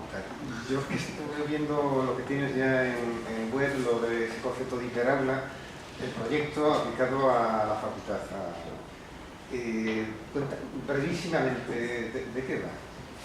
Bueno, el programa de la facultad es básicamente que daba un poco de vergüenza que se esté innovando en primaria y secundaria y la Facultad de Innovación no lo haga. A mí me parece... la facultad en la que yo estoy en particular, además, fue una residencia de señoritas, una especie del frente de... bueno, la sección femenina, una especie de INEF femenino, no sé qué era exactamente. He visto un nodo incluso, en el que la inauguran Franco y Pilar Primo de Rivera. Entonces tiene la estructura de un lugar residencial. Tenían unas pocas aulas y luego los dormitorios, ¿no? Entonces se presta poco a la innovación, pero sobre todo es que uno va viendo cosas, no es que haya muchas. O sea, yo creo que la innovación que toca realmente la estructura del aula es muy, muy minoritaria, pero claro, estamos hablando de un sistema escolar universal. Un sistema que escolariza a toda la población durante 10-12 años, quiere decir que tenemos, aunque sean muy minoritarios, tenemos montones de ejemplos a los que mirar. Y daba un poco de apuro que la facultad no hiciera eso, de manera que echamos la carne en el asador y por fin la facultad va a reformar un aula y unas cuantas más, ¿no? Entonces, básicamente la hiperaula esa es una aula grande, bueno, sí hay internet. Sí, pero yo me imagino que la modificación de la estructura arquitectónica del espacio... Es un espacio abierto, grande. Ok. Una cosa es eso, la parte arquitectónica, y otra cosa que creo que es el gran reto es la transformación, modificación e innovación del modelo pedagógico de cómo enseñar en la universidad. Es decir, esos espacios cobran sentido porque condicionan o facilitan otras formas de enseñar distintas. Imagino proyectos... Hombre, nosotros teoría tenemos mucha, sobre todo, yo menos, porque yo soy sociólogo, pero los de didácticas especiales, etcétera, etcétera, que tú conoces mejor, teorías raudales, pero yo creo que la teoría requiere unas condiciones. Entonces lo que hacemos ahí es un espacio abierto, muy, muy flexible, que nada tiene por qué seguir en su sitio, sin tarima, se presta a toda clase de configuraciones y tiene equipamiento tecnológico suficiente para que eso se haga muy bien y se continúe fuera cuanto se quiera. Y entonces reformamos un aula, digamos, que es el buque insignia, que es la que se va a llamar hiperaula.ucm, y luego otras low cost, por menos porque no tenemos dinero para tanto, y entonces van a ser no tan grandes y con un poquito más equipamiento del habitual, con mobiliario y tal. Ahora, a partir de ahí, ¿qué hacemos? A partir de ahí, evidentemente eso por sí no es nada, uno puede coger eso y colocar todas las sillas como estaba antes y dar la misma clase de siempre. A partir de eso, lo que exigimos es que los profesores tienen que tener 3 condiciones. Como son poquitas aulas entre muchas, creo que no habrá problema y que vamos a verlo, pero un profesor tiene que cumplir 3 condiciones. 1, tener un proyecto. Es decir, un proyecto que justifique el uso de eso. 2, pasar por un ciclo de formación, que ya está en marcha. Y 3, hacerlo, digamos, en régimen de visibilidad, o sea, permitir que otros profesores vayan a ver lo que hacen. Con esas condiciones, en una facultad de, no me acuerdo, 3 o 4.000 alumnos y 400 profesores, bueno, creo que no tendremos dificultad en hacer algo interesante en esas pocas aulas que vamos a tener, que deben ser el 15% o el 10% del conjunto. ¿Qué hay que hacer ahí? Yo no lo sé. Yo sé lo que voy a hacer yo soy de sociología. En realidad yo no voy a hacer nada muy distinto de lo que ya hacía. Mis clases son, normalmente, empiezan con un trabajo en grupos sobre casos como los de las escuelas empresariales o de derecho, pero aplicados a educación, ¿no? Continúan con una exposición mía y luego vuelven otra vez a trabajo en grupos sobre otras cosas, sobre un tema o sobre proyectos de centro, que ellos trabajan sobre proyectos educativos de centro, o sea, el PEC, no sé cómo se llama aquí en Canarias, de un centro real, ¿no? Entonces, realmente no tengo que hacer nada nuevo, simplemente lo voy a hacer, tengo mejores medios para hacerlo el día que me meta en ese aula, pero podría hacerlo antes. Lo hacía mal el año que me metí en ese aula de ordenadores encadenados, pues lo hacía muy mal. Ahora sí, en lugar de eso, cuando se ponen... A ver, yo a mis alumnos del máster de secundaria los tengo siempre que cambiar de aula, porque la que les toca en principio no permite, unas son muy pequeñas, otras son de bancos clavados, pues aquí todo será comodidad para que trabajen en grupo. Ahora, yo no quiero decirles lo que tiene que hacer a uno de prácticas especiales, ni tiene por qué ser ese proyecto, otro a otra cosa. Lo que yo creo es que con un proyecto abierto, flexible y mínimamente dotado, el profesor es quien diseña el aula, en lugar de venir a una aula diseñada. Cuando yo la diseño no me refiero a que traiga muebles nuevos, quiero decir que puede adoptar cualquier configuración de tiempo, espacio, actividad, cualquier cosa. No se me ocurre nada que no pueda hacer. A mí no se me ocurre. El día que nos descubran algo que no se puede hacer ahí, pues tendremos que ir hacia una hiperaula 3.0 que permita hacer ese algo también. De momento yo creo que pueden hacer cualquier cosa, pero el cambio es ese. Digamos, se trata de que, como dice en arquitectura, la forma siga la función. Y no al revés, que yo tenga, y porque tengo esa forma, tengo que dar este tipo de lecciones. Ese es el proyecto. Ya veremos. Bueno, sobre esta idea de aula accesible, abierta, bueno, en didáctica pues hay bastantes aportaciones de la metodología por rincones, por talleres, donde el aula es un espacio que bueno, se organiza en función de las necesidades del propio aprendizaje, ¿no? Del alumno. Y el alumno se mueve en ella bueno, en función de un problema, de un proyecto. La primera vez, hay una cosa que una vez me impresionó a mí bastante intelectualmente, es leyendo un libro de Zabalza, donde él decía que normalmente el profesorado entendíamos el aula como un espacio alquilado, que no podíamos cambiar nada, ¿no? Y eso me hizo razonar bastante en torno a esas aulas rígidas, alineadas. Lo que pasa es que cuando intentas llevar a cabo ese tipo de ideas, chocas con la burocracia del sistema, ¿no?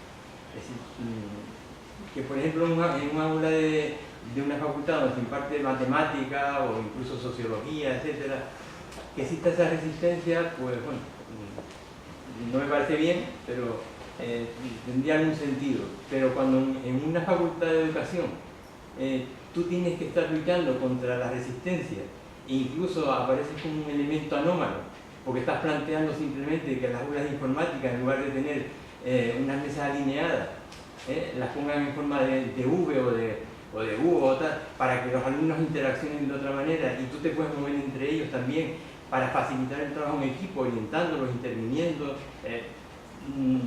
Cuesta 2 años o 3 años, ¿no? Y cuando lo ponen,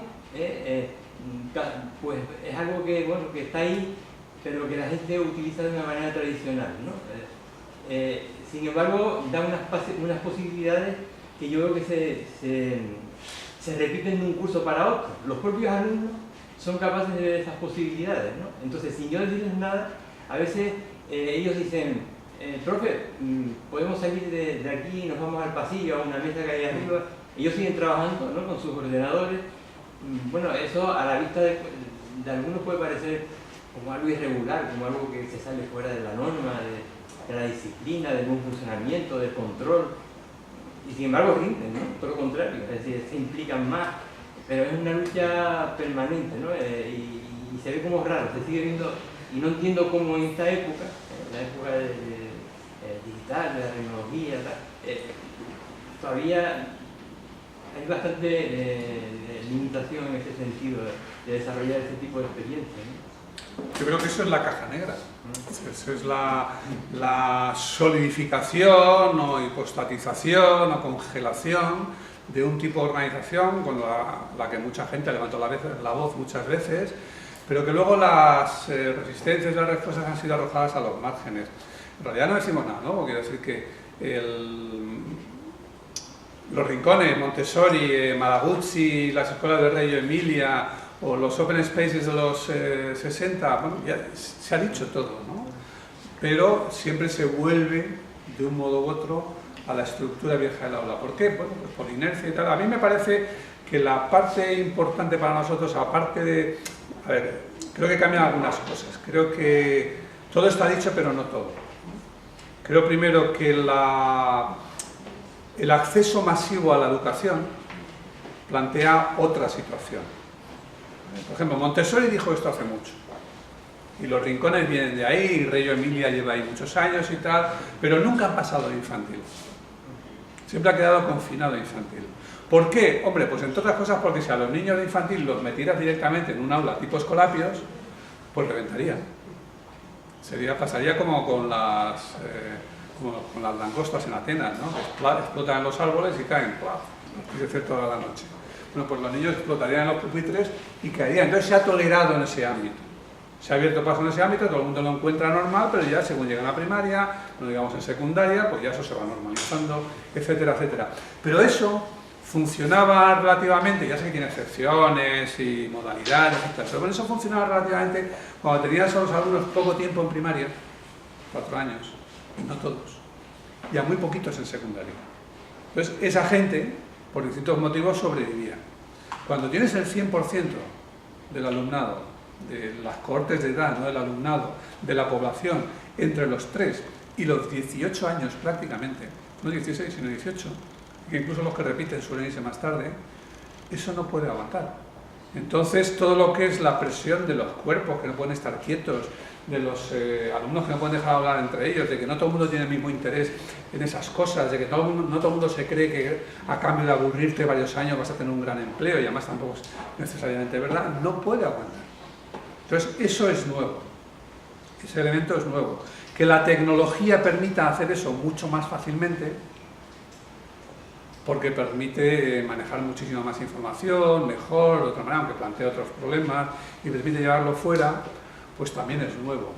Entonces creo que en ese sentido tenemos mejores oportunidades, ¿no? Hay cosas que seguirán siendo difíciles, y creo muy importante, bueno, algunas cosas creo que hemos aprendido, pero se pueden manejar mejor. El sonido es un gran problema. Mi gran problema, mi obsesión cada vez que me reúno con los arquitectos, para esto es el ruido, el sonido, la audición, etc. ¿Por qué? Porque el sonido está hecho para vivir en la selva. El sonido está hecho para que cuando no ves nada ni hueles nada, de repente oigas ¡plop!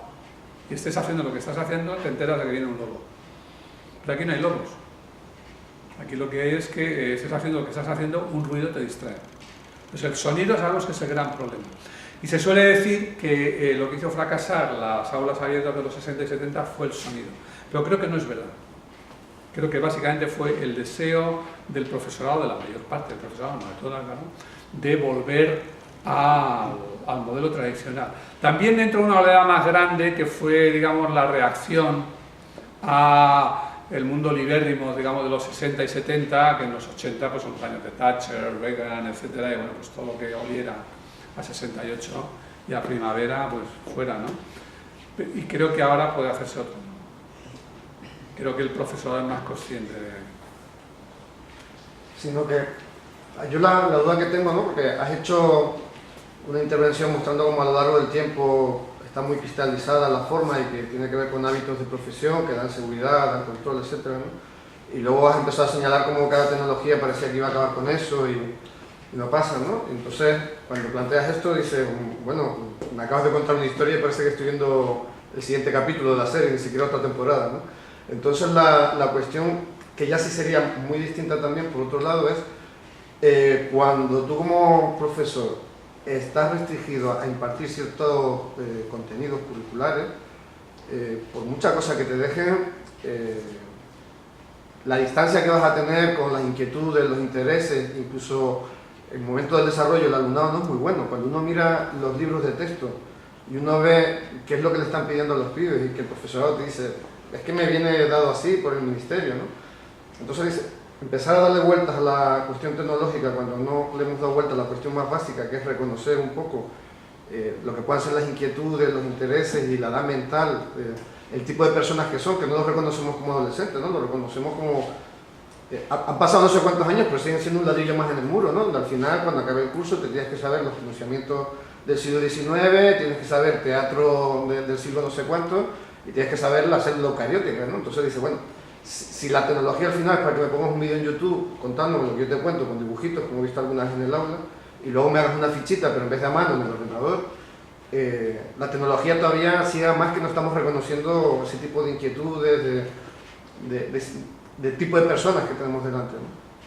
Pero yo creo que hay un movimiento mucho más amplio de pensamiento y de innovación que no va solo por ahí. Quiero decir que efectivamente cualquier cosa que sea flexibilizar, abrir a nuevos tipos de aprendizaje, etcétera, entra en contradicción, por ejemplo, con la obsesión que tenemos por unos pocos indicadores que nos permiten comparar países, escuelas, alumnos, etcétera, etcétera, y también con la manía de legislar que existe en España, es decir, bueno, no solo en España, pero especialmente, que es de detallar, establecer muy al detalle qué es lo que se aprende en cada nivel, cada asignatura, etcétera, etcétera. Pero no creo que haya un debate entre flexibilizar el aspecto físico del aula y mantener los estándares por otro lado, ¿no? Sino que creo que toda otra discusión mucho más amplia sobre las inteligencias múltiples o no múltiples, sobre la creatividad, sobre el bienestar del alumnado, etc. Lo que yo creo que debemos tener claro es que nos falta feedback. Si nosotros podemos diseñar cuanto queramos, si los alumnos deben aprender esto o lo de más allá y discutir sobre si más filosofía o más historia, da igual, pero nos falta una cosa elemental en la escuela, que es lo que sí tenían los periódicos, las televisiones, los partidos, las iglesias y todos los demás que han perdido su clientela. Que nosotros no tenemos feedback. Nosotros el problema que tenemos no es que los alumnos se vayan, porque no se pueden ir. El problema que tenemos es que se acercan más a explotar. Así que el aburrimiento, el malestar, el descontento, la frustración son crecientes. Entonces, bueno, un profesor puede decir, mira, yo aguanto de mi clase, llego a la jubilación, pero creo que en conjunto la política educativa no puede hacer eso. Entonces, claro que hay que flexibilizar los programas o hay que ver otra manera de articular. Si tú llegas a la conclusión, no sé, es que hay que discutirlo todo, pero esto es una discusión para los de didácticas.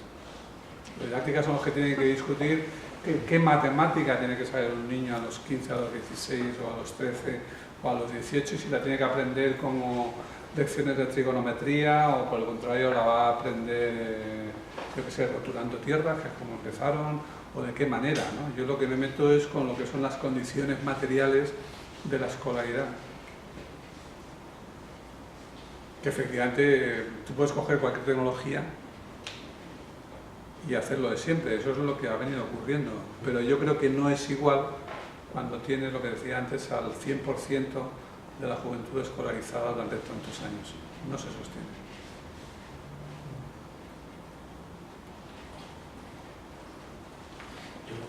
Yo creo que el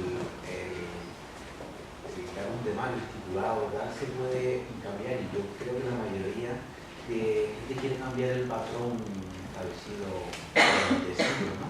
El problema es que no tienes capacidad ni tiempo de creatividad. Eso lleva mucho tiempo de creatividad. Entonces hace falta estudios realizados por sociólogos, por más, diciendo estas generaciones tienden más a aprender de esta forma o tienden más a aprender de otra. Yo creo que el profesor en el aula tiene ganas de cambiar, yo creo que hasta él mismo se aburre, ¿no?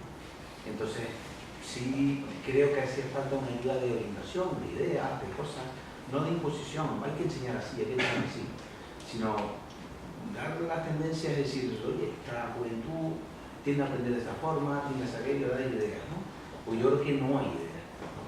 Entonces, hay ganas, pero no hay ideas. Entonces, se sienta muchas veces decir, oye, ¿cómo puedo enseñar esto? Diferente a ponerme aquí y tal. ¿Puedo hacer otra forma diferente? ¿Cómo?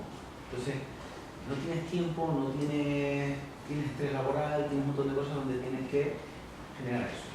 Y después, una cosa que he estudiado últimamente, que hace mucho de trabajar a nivel de proyectos, trabajar a grupos, tal, el gran problema creo que es la evaluación, ¿no? Donde la gente dice, oye, muy bien trabajar a nivel de proyectos, muy bien, pero ¿cómo lo hacemos? Porque está muy bien trabajar a nivel de proyectos para hacer el periódico escolar, para hacer aquello. Pero, ¿cómo sé yo de este grupo quién ha trabajado y quién no ha trabajado?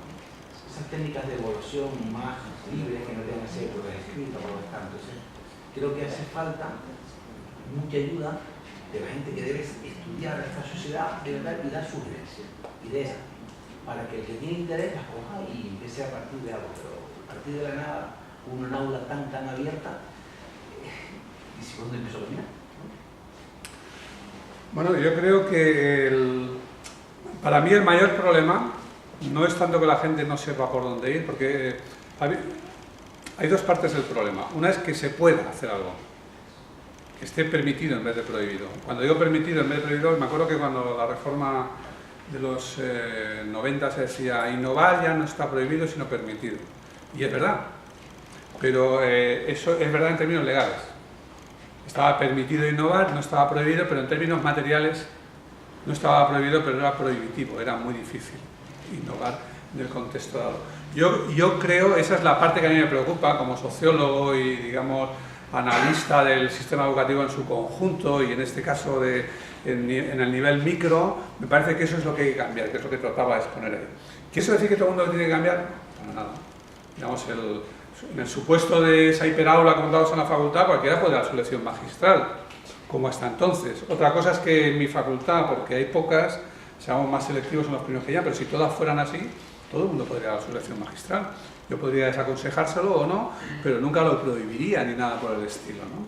Pero en la escuela me parece que hay otro problema, que es un problema de cómo se decide, los mecanismos de decisión. Porque claro, la capacidad de innovar o de cambiar algo en la escala de un aula, o no digamos de una asignatura dentro de un aula, es muy limitada. Muy limitada. Tú puedes cambiar lo que quieras respecto a los contenidos, hacer una excursión no sé dónde, o un pequeño proyecto de no sé qué, pero cambiar el conjunto es mucho más complicado porque plantea problemas de coordinación con los otros profesores, de relaciones con la dirección, la propia infraestructura del centro, de continuidad en el tiempo, cuando a lo mejor no vas a estar al año que viene, o simplemente cuando te pongas malo o te embaraces o te quieras ir de año sabático. Todo eso es muy difícil, esto requiere de equipos. Y por eso es muy importante los centros. Por eso estamos asistiendo a lo que yo creo que es paradójico, que este tipo de innovaciones en este momento están caminando mucho más rápido en la enseñanza privada y todavía más en la concertada, diría todavía más en la religiosa, que en la pública. ¿Por qué? Porque es más sencillo. Porque los directores dirigen más, los centros forman parte de redes, hay un poquito más de sentimiento de comunidad dentro de ellos y en esas condiciones es más fácil innovar o es un poco menos difícil. No porque la suma de individuos o la muestra que cojamos sea más o menos, es que es más difícil innovar en ese contexto. Entonces yo creo que eso es lo que, para mí en este momento, eso es lo que hay que cambiar esencialmente. Mecanismo de toma de decisión y luego, bueno, pues también hay que cambiar la cultura. Me parece que cuando digo lo de, insisto en la codocencia, bueno, por ejemplo, la posibilidad de equivocarse solo o equivocarse acompañado es radicalmente distinta. Es radicalmente, no me refiero a las probabilidades de, sino al riesgo que acompaña. Claro, innovar en tu aula cuando todo el centro está en contra o pasa o no quiere saber nada, la gente dice, ojo, peligro, ¿no? Ahora, innovar cuando sabes todo el mundo quiere hacerlo, o la mayor parte de la gente quiere hacerlo y todo el mundo sabe que tiene un riesgo, es como cuando pintas otro color tu casa o practicas un deporte de otra manera o yo qué sé qué, ya sabes que te puedes equivocar, pero asumes ese riesgo porque en conjunto. Sí, yo, un poco continuando un poco con esa argumentación, estaba yo pensando yo que soy docente, llevo mucho tiempo conviviendo con docentes en el ámbito no universitario. Para mí el principal problema para llegar a estos modelos de hiperaula, que yo creo que ya al menos en el ámbito del pensamiento desde hace ya mucho tiempo que se estaba barruntando esta posibilidad, de hecho la estaba demandando todas las oportunidades que nos rodean. El principal problema para mí está fundamentalmente en lo que ya se ha apuntado en varias ocasiones, que es el pensamiento del profesor y sobre todo sus condiciones laborales. Es decir, el hiperaula, el aula tradicional que hemos heredado y que usted también nos ha comentado, ofrece no solamente un espacio físico donde organizar la docencia, sino también ofrece una serie de condiciones para organizar las condiciones de trabajo. Ofrece seguridad, es decir, para el docente lo fundamental es su espacio y su horario. Y eso permite distribuir la carga de trabajo en el conjunto del claustro, etcétera, etcétera, ¿no? Cambiar eso, eliminar eso, creo que va a suponer mayores dificultades, incluso y más resistencias que eliminar el currículo escolar como lo entendemos ahora mismo. Yo creo que ahora mismo cualquier docente estaría dispuesto a someter a crítica del currículum que imparte y sin embargo sus condiciones laborales no implican toda una serie de condiciones añadidas, ¿no? Yo creo que hay una de las principales resistencias. Entonces, en mi opinión, para que esta hiperaula pudiera llegar a convertirse en realidad y que no sea un nuevo intento frustrado históricamente, que sea metabolizado por el sistema para reconvertirnos más de lo mismo sin cambiar realmente la estructura, implicaría desde mi punto de vista una inversión crítica en educación que permita que el profesorado cambie radicalmente sus condiciones de trabajo. No sé usted cómo lo ve. Yo cuando visito un centro de estos, una pregunta que hago siempre, esta mañana no la he podido hacer en un rincón, en el que he visitado, en este de Don Bosco, pero en otros que he ido siempre pregunto a los profesores, bueno, ¿y cómo ha sido la experiencia? ¿Cómo ha sido la transición? Y siempre me han confirmado lo que creía, es primero pánico, primera reacción pánico. He estado siempre en mi aula, no me han visto, en la privada te ven poco, pero es que en la pública no te ven nada. Tu aula es tu aula, nadie entra ahí, si te molestan los cristales que dan al pasillo, pones unos carteles, unos murales, lo que sea, y no te ve nadie, y además hay una especie de pacto entre damas y caballeros de no meterse en el aula del otro, y por lo tanto que de repente estar con otro, muy mal. Pero creo que eso es solo el pánico inicial, y creo que es solo el pánico inicial por lo siguiente. Bueno, primero ya sabemos que otro gran problema del profesorado, particularmente en España, que lo dicen mucho en las encuestas TALIS, es que no hay feedback, que nunca nadie les ha dicho si lo hacen bien, lo hacen mal, si podrían mejorar por aquí, que se han tenido que enfrentarse solos. Que el día, me han contado muchas veces gente cómo llegan al colegio, hola, que soy el nuevo, a la 3B, por el conserje, sin ver a nadie, ¿no? Y yo creo que el verdadero problema de un profesor no es que le vean. El verdadero problema de un profesor es qué hace cuando un niño se corta y hay otros 30. O cuando dos de repente entran a un follón, o ese día que estás mal, por lo que sea. Entonces me parece que la sola presencia de otra persona, yo creo que dulcifica. Otra cosa es que requiera un proceso de adaptación. Y otra cosa es que pueda haber, y todos estamos pensando, uy, si me tocase con no sé quién. Pero eso no sé quién es también el producto de este sistema. Porque cuando la gente no se ve nunca en su trabajo y solo se ve en el claustro, compitiendo por recursos o discutiendo sobre el horario y tal, pues, termina llevándote mal, por lo menos por una parte, ¿no? Entonces yo creo que ese juntar a los profesores requiere hacer la experiencia. Por eso a mí me parece tan importante que se vea, que se popularicen las experiencias que hay, en el caso de mi facultad, que puedan entrar a mirar, y yo sé que hay gente con la que estaría a gusto y con la que no. A mí me queda poquito de ejercicio laboral, o sea que podría librarme de este problema, y sé que es una aventura, pero...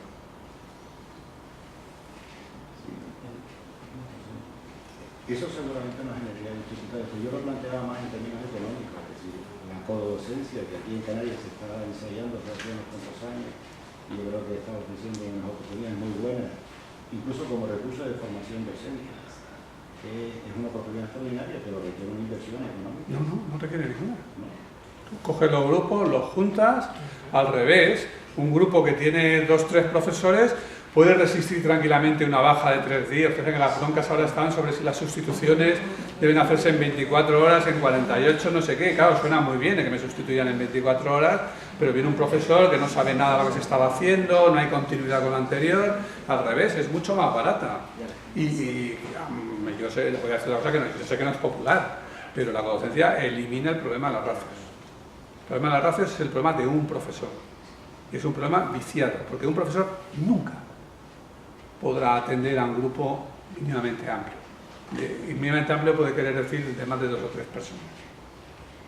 Y lo de las ratios es interminable. En cambio, varios profesores, 2, 3, 4, depende del grupo que hayas formado, tampoco tienen que ser siempre las mismas agrupaciones o reagrupamientos.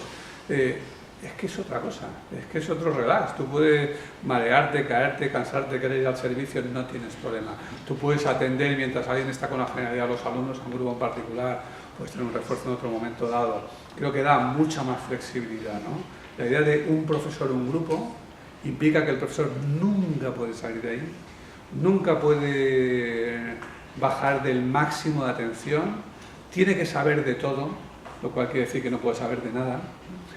Tampoco va a encontrar, por otro lado, un lugar donde adquirir experiencia. Claro, meter a cada futuro MIR docente o profesor en práctico, de iniciación, inducción o como se llame, con un profesor, es muy caro, pero meterlos en grupos de varios profesores donde apoyan a la vez es bastante más barato. No es un problema económico. No es un problema económico, no me parece un problema económico. Otra cosa es que tenga un proceso de transición, pero no es más caro, es más barato. Igual que la tecnología digital es más barata que el papel impreso. Ahora, si tú concibes la codocencia como que me van a sumar un profesor, entonces, claro, no es que sea caro, es que es imposible. O si, como si concibes la tecnología, como hacía algunos centros, usted se compra el libro en papel y además el iPad, claro, eso sube el precio por las nubes. Usted cambia el sistema y pasa todos los libros en papel a un dispositivo digital y los precios bajan radicalmente. Y en el caso de la codocencia creo que es lo mismo. Tendría que visualizarlo, porque ahora mismo no estoy tratando de visualizarlo. Porque normalmente muy condicionado los espacios y los... Normalmente se ha llamado codocencia, de hecho cuando se hace una búsqueda, que yo la he hecho sobre, bueno, que hay escrito sobre codocencia, normalmente se llama codocencia a que el profesor ordinario en el aula ordinaria recibe la asistencia de un profesor de educación especial que atiende a uno o dos niños. No, pues que se llama así, no solo que toda la chacatí, que es que normalmente se llama así, entonces claro, se concibe la codocencia en términos de adición de profesores. ¿Y entonces qué entiende usted por codocencia? Reagrupamiento. Crea Reagrupamiento de los grupos. dos grupos y dos docentes. La forma más sencilla de la codocencia son las dos líneas de un grupo juntas, con dos profesores. La más elemental, se tira la pared en medio y se organizan ellos. Esa es la más elemental. Yo trabajo en un centro donde el aula, el aforo máximo que tiene es para 28. Pero es que tiran la pared en medio. Bueno, tirando paredes. Bueno, pero es que cuando tiran la pared no solo tiran la pared, sino que ganan el pasillo normalmente. Pero es que todas estas cosas pintan así, parecen sencillas, pero que son realmente complicadas de hacer y implican una inversión económica desde mi punto de vista. Creo que no es tan sencillo. Sí, pero No voy a entrar aquí en debate. se hacen. Con inversión económica. Bueno, es que sería otra discusión, pero tampoco estoy de acuerdo, insisto, no estoy de acuerdo. Por ejemplo, un mejor mobiliario es más respetado por los alumnos. Dura más tiempo, hay que reponer menos, elimina vandalismo, etcétera, etcétera. Unos pasillos que dejan de ser pasillos para formar parte de superficies más diáfanas por las que se circula cuando hay que circular, pero que se ocupan normalmente, eliminan los escenarios típicos del bullying. Es una discusión un poquito larga para tenerla aquí, pero no pensemos que todo lo que se hace en una organización, cualquier reestructuración, implica más medios. De hecho, vivimos en un mundo, todo el mundo, menos la escuela, funciona de manera que se invierte para que las cosas sean más baratas, mejores y más baratas. La industria es mejor y más barata, cada vez. Nuestras casas están llenas de cosas que se hacen mejor y más baratas. Pero parece que hay un mundo en el que todo se puede hacer peor y más caro. Es el nuestro. Pues hombre, no, ya. Yo creo que ya vale, que podemos intentar hacerlo mejor y si es posible más barato. Dar más por lo mismo y bueno, ya veremos en su día. Había una palabra y Pero sí, un cambio requiere gastar en el momento, eso no hay duda. había una última palabra o dos y ya damos Por salir un poco del esquema de ratios y demás. Yo estoy de acuerdo en que la apuesta no es cara, en mi opinión de algunos. Ha habido formatos, por ejemplo, que se salen un poco. Lo digo en tanto en cuanto y es un comentario, por si sugiere alguno. Y ha habido modelos que se salen de ese espacio tradicional. Estoy pensando en la formación profesional, los espacios específicos. Entiendo que hay una concepción, es decir, en tanto en cuanto mi concepción es diferenciada y distinta, eso me lleva a crear un espacio. Y me lleva también al pensamiento de lo de infantil, que se hace así porque entiendo que no hay posibilidad de hacerlo de otra manera. Sin embargo, eso no ha impregnado.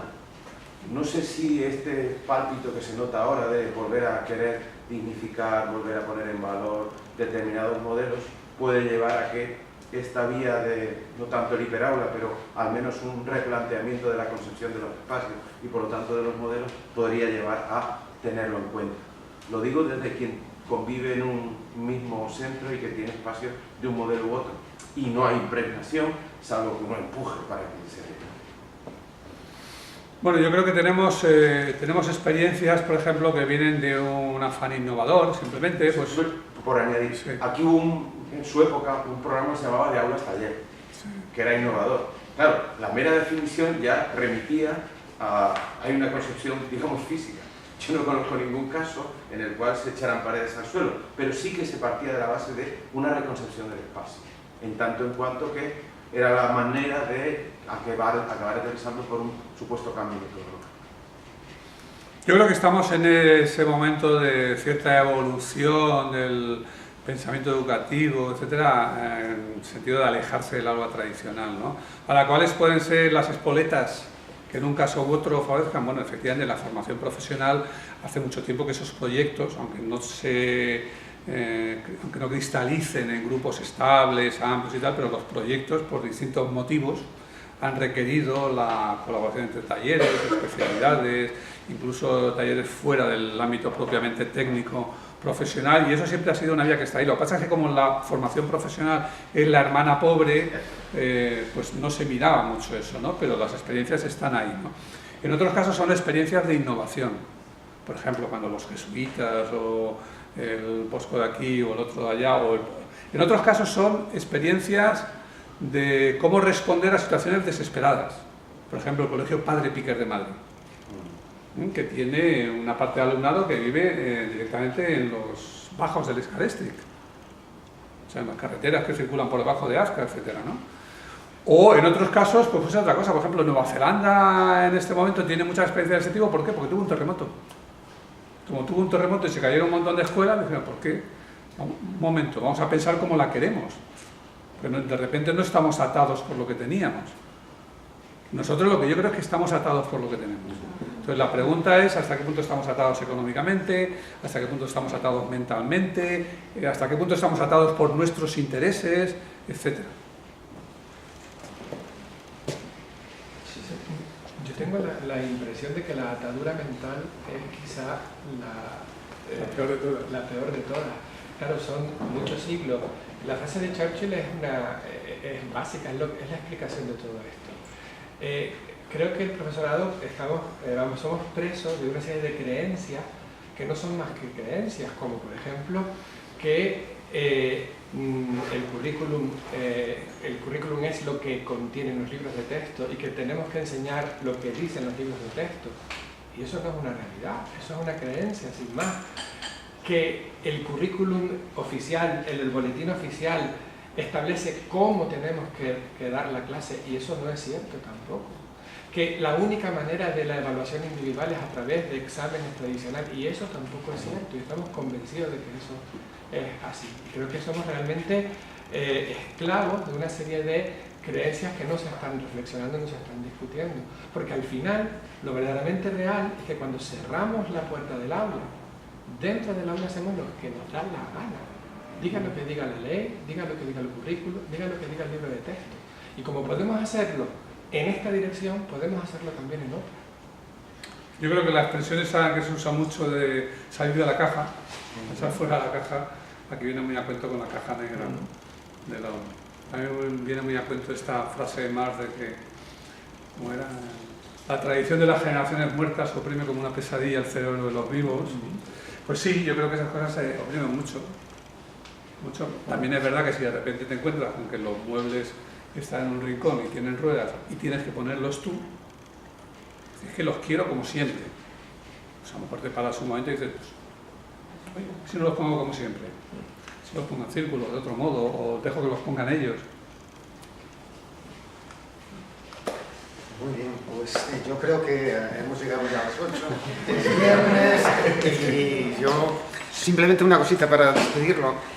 Él es muy prolífico, produce cantidad, yo no sé de dónde saca el tiempo, escribe libros, tal, y sobre todo tiene un blog que se llama Cuaderno de Campo. Entonces, si quieren, y además, insisto que produce, no sé, casi semanalmente, siempre hay una entrada, o cada 15 días, pero síganle en el blog Cuaderno de Campo, y nada, darle las gracias, pues aplaudiendo y agradeciendo.